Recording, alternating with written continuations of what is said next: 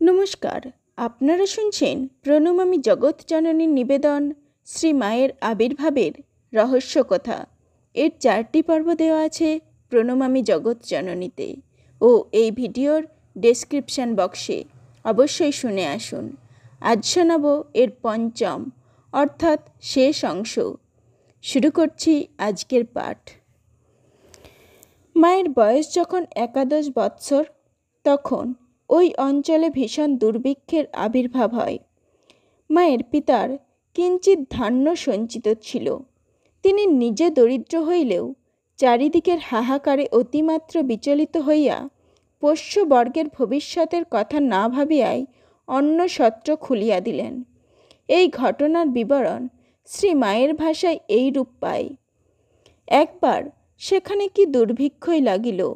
কত লোক যে না খেতে পেয়ে আমাদের বাড়ি আসত। আমাদের আগের বছরের ধান মড়াই বাঁধা ছিল। বাবা সেই সব ধানের চাল করিয়ে কলাইয়ের ডাল দিয়ে হাঁড়ি হাঁড়ি খিচুড়ি রাঁধিয়ে রাখতেন। বলতেন, বাড়ির সবাই এই খাবে, আর যে আসবে তাকেও দেবে। আমার সারদার জন্য খালি ভালো চালের 2টি ভাত করবে, সে আমার তাই খাবে।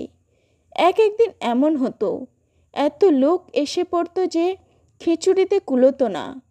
তখনই আবার চড়ানো হতো, আর সেই গরম খিচুড়ি সব যেই ঢেলে দিত, শিগগির জুড়োবে বলে আমি দুহাতে বাতাস করতুম। আহা, খিদের জ্বালায় সকলে খাবার জন্য বসে আছে। একদিন একটি বাগদিনা ডোমের মেয়ে এসেছে। মাথায় চুলগুলো ঝাঁকড়া ঝাঁকড়া হয়ে গেছে তেলের অভাবে, চোখ উন্মাদের মতো। ছুটে এসে গরুর ডাবায় যে কুঁড়ো ভেজানো ছিল তাই খেতে আরম্ভ করেছে। এত যে সকলে ডাকছে বাড়ির ভিতর এসে খিচুড়ি খা, তা আর ধৈর্য মানছে না। খানিকটা কুঁড়ো খেয়ে তবে কথা তার কানে গেল। এমন ভীষণ দুর্ভিক্ষ। সে বছর দুঃখ পেয়ে তবে লোকে ধান মড়াইয়ে রাখতে আরম্ভ করলে। শ্রী মায়ের সহজ, অকৃত্রিম ও অনবদ্য ভাষায় যে মনোহর চিত্রখানি ফুটিয়া উঠিয়াছে, তাহাতে দেখিতে পাই, ভবিষ্যতে যিনি মাতৃত্বের মহিমমণ্ডিত দাবি লইয়া প্রতি হৃদয়ে বিরজিতা হইবেন, বাল্যে তিনি সুকুমার হস্তে বীজ গ্রহণপূর্বক বুভুক্ষুর অন্ন ভোজনোপযোগী করিতে কত ব্যস্ত, আর সে কমল প্রাণা দুহিতার লালনে দরিদ্র ব্রাহ্মণের সস্নেহ হৃদয়ে কতখানি আকুলতা। শ্রীমা তখন বালিকা।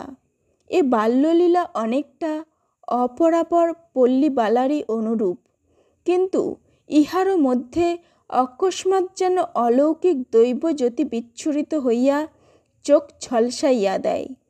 ক্ষুদ্র ভগিনী ও ক্ষুদ্রতরা তনয়ার জীবনে এই আলো আধারেই খেলা সম্ভবত তাহার ভ্রাতাদের ও জনক জননীর দৃষ্টি অতিক্রম করিতে পারে নাই।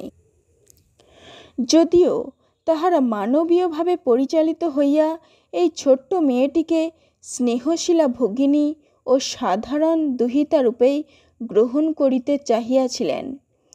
মায়ের মা সম্ভবত এই সব রহস্য অনুধাবন করিয়াই শেষ বয়সে একদিন তাহাকে বলিয়াছিলেন, মাগো, তুই যে আমার কে মা? আমি কি তোকে চিনতে পারছি মা? কন্যা অবশ্য তখন বাহ্যিক বিরক্তি সহকারে বলিয়াছিলেন, কে আবার, কে আবার? আমার কি 4টে হাত হয়েছে?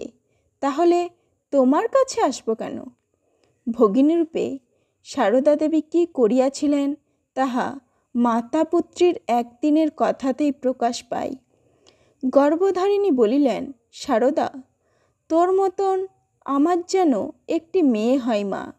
স্বামীর ধন থাকবে, ছেলেপুলে নিয়ে বড় জ্বালাতন। কন্যা তাহাতে কৃত্রিম ক্রোধ দেখাইয়া বলিলেন, আবার আমাকে টানছ?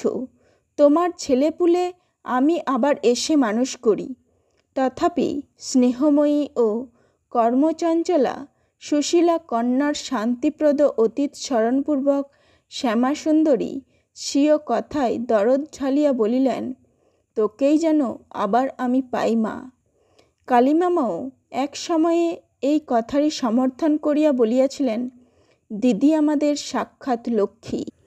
আমাদের বাঁচিয়ে রাখবার জন্য দিদি কী না করেছেন। ধান ভানা, পৈতা কাটা, গরুর জাপনা দেওয়া, রান্না বান্না, বলতে গেলে সংসারের বেশি কাজই তো দিদি করেছেন। শ্রী শ্রীমা সারদা দেবীর চরণে প্রণাম জানিয়ে আজ এখানেই শেষ করছি। নমস্কার। ফিরে আসব নতুন কোনো গল্প নিয়ে। ততক্ষণ সকলে ভালো থাকুন ও লাইক, কমেন্ট, শেয়ার ও সাবস্ক্রাইব করে শুনতে থাকুন প্রণমামী জগৎজননীর আলোচনা। ধন্যবাদ।